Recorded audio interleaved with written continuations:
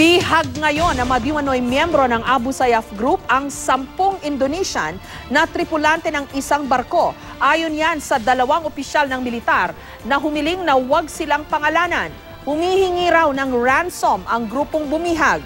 Kinukumpirma pa ng AFP o ng Armed Forces of the Philippines kung Abu Sayyaf nga ang nasa likod nito. Sakay raw ng isang private tugboat ang mga Indonesian na babiyahe na sana mula Jakarta, Indonesia, patungong Pilipinas. Sinasabing na hijack sila malapit sa Malaysian border. Nakatawag pa raw ang mga Indonesian sa kanilang employer pero hindi nila nasabi ang eksaktong lokasyon ng insidente.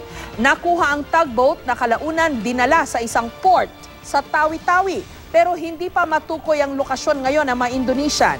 Ayon sa Joint Task Force Zambazulta, kinukumpirma pa nilang impormasyong posibleng dinala raw ang mga bihag sa Sulu kung nasaan ang Abu Sayyaf unit na hawak ni Al-Habsi Misaya.